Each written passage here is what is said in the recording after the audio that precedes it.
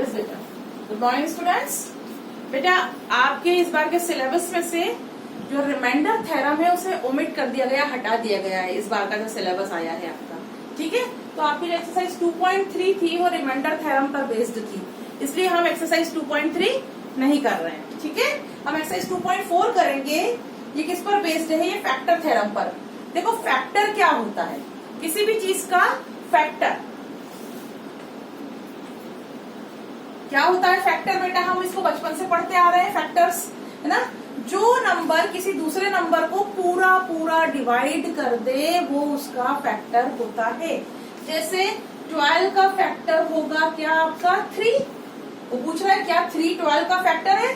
3 4 12। It means 3 आपका reminder यहाँ पर क्या आया? 0। क्या आया रिमाइंडर? 0। इसका मतलब 3 ने 12 को पूरा पूरा डिवाइड कर दिया। It means 3 is the factor of 12। 3 जो है वो 12 का फैक्टर है। अब 3 को आपने 4 टाइम डिवाइड करा जब 12 आया, 4 टाइम मल्टीप्लाई किया 3 का, ठीक है। इसका मतलब जब आप 12 को 4 से डिवाइड करोगे तब भी ये पूरा पूरा डिविजिबल होगा। 4 3 12। यहाँ पर भी रिमाइंडर 0 आया आपका। आई बात समझ में?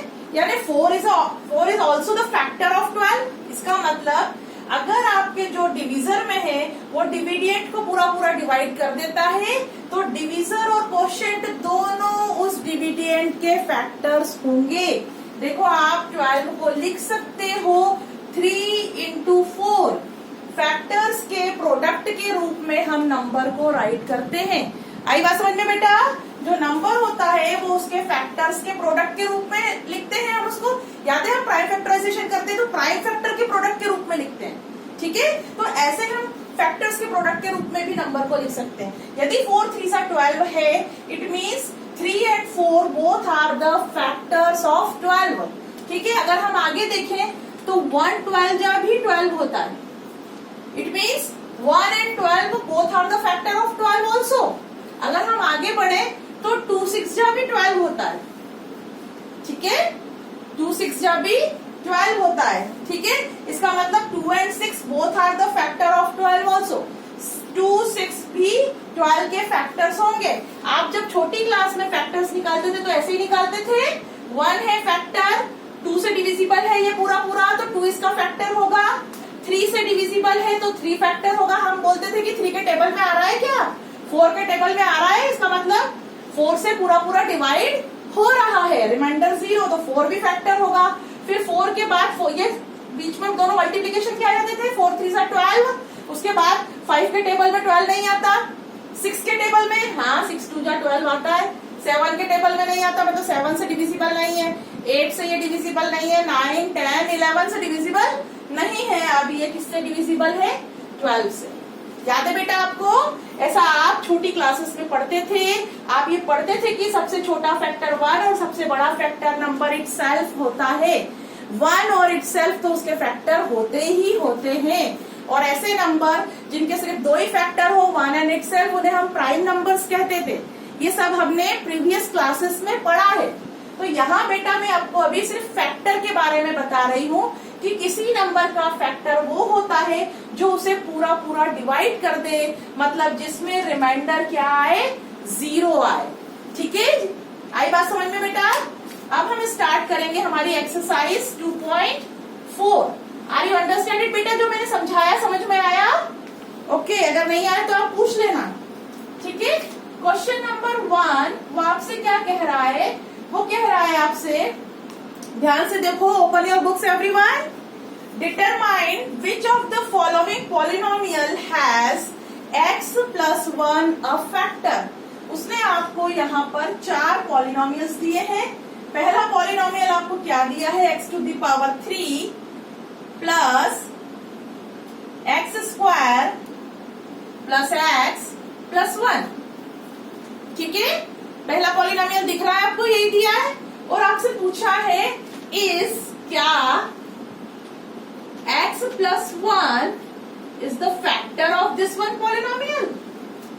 क्या x plus 1 इस पॉलिनोमियल का फैक्टर होगा? ठीक है, तो हम इसे सॉल्व करेंगे और पता लगाएंगे ये जो gx है, इसे जो डिविडियंट होता है उसे हम gx कहते हैं और जो डिविजर होता है उसे हम px कहते हैं। बेटा याद है तुमको, dividend is equal to divisor into quotient plus remainder, याद है ये चीज।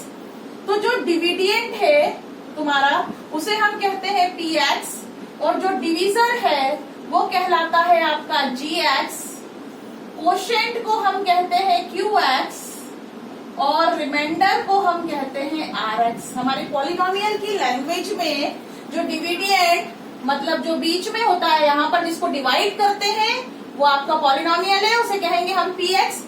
जिससे डिवाइड करते हैं मतलब डिविजर, वो कहलाता है आपका gx।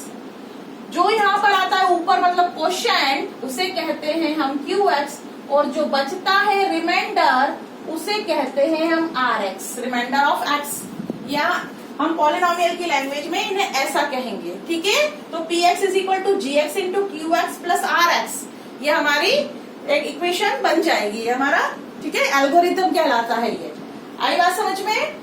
तो बेटा यहाँ पर आपको x प्लस 1 बताना है क्या इस पॉलिनोमियल का फैक्टर है, मतलब x प्लस 1 से डिवाइड करना है इसको। इट मीन्स जो gx है वो आपका क्या है, x प्लस 1। तो हम यहाँ पर क्या करेंगे, इसका जीरो फाइंड करेंगे। तो gx को हम किसके बराबर रखेंगे, जीरो के। तो x plus 1 is equal to 0, it means x is equal to -1। इस gx से हम x की वैल्यू निकाल लेंगे, फाइंड आउट कर लेंगे और इस x की वैल्यू को हम इस px में, इस पॉलिनोमियल में पुट करेंगे। सीखा था हमने एक्सरसाइज 2.2 में वैल्यू कैसे पुट करते हैं। वैल्यू पुट करने के बाद यदि आंसर 0 आता है, यदि -1 इस पॉलिनोमियल का 0 हो जाएगा, तब हम कहेंगे कि yes x plus 1 is the factor of that polynomial. Are you understand me बेटा, समझ में आई मेरी बात।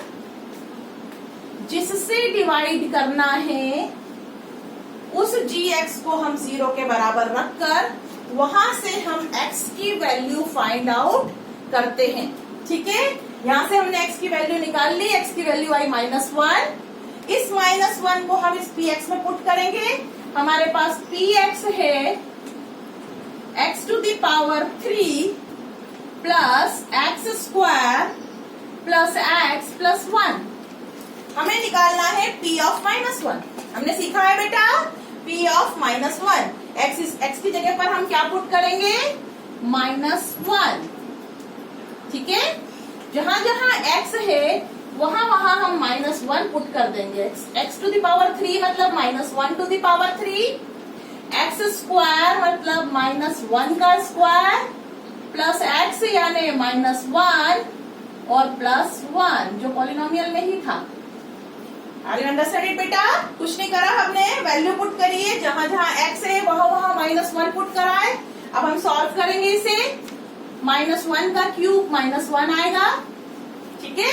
1 1 जा 1, 1 1 जा 1, minus minus plus, plus minus minus, ठीक है। -1 का स्क्वायर +1 आएगा और ये plus minus -1, here +1 as it is, ठीक है।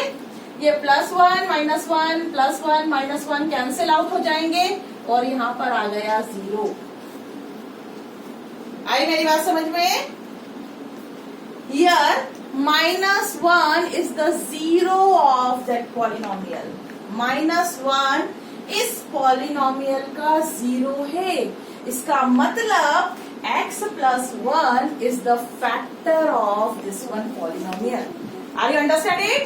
बेटा यहाँ से हम x की वैल्यू निकालेंगे, वो वैल्यू यदि इसका 0 होती है तो ये फैक्टर है, अदरवाइज नहीं है, क्योंकि ये जो आया है इसे ही रिमाइंडर कहते हैं। रिमाइंडर 0 आ गया डिवाइड करने पर, ठीक है। यहाँ पे लिखेंगे since -1 is the zero of px, this polynomial px, therefore x plus 1 is the factor of px। ठीक है, यदि -1 0 है तो x प्लस 1 फैक्टर होगा। ठीक है, अगर यदि a आएगा 0, पॉलिनोमियल का 0 a है तो x माइनस a फैक्टर होगा। यदि पॉलिनोमियल का 0 माइनस a आया तो x प्लस a फैक्टर होगा। मेरी बात समझ में आई? यहाँ पर -1 0 आया तो x प्लस 1 फैक्टर होगा। यदि +1 0 आता तो x माइनस 1 फैक्टर होता। जो भी 0 आएगा उसको x के साथ उसका साइन चेंज करके लिख देंगे तो वो क्या कहलाएगा? उस पॉलिनोमियल का फैक्टर। यहाँ तो हमसे पूछा ही था उन्होंने x प्लस 1, तो हमने x प्लस 1 में से ही -1 निकाला और px में पुट किया। जब हमें रिमाइंडर 0 मिला तो हमें ये पता चल गया कि -1 is the 0 of this one polynomial. It means x plus 1 is the factor of this one polynomial.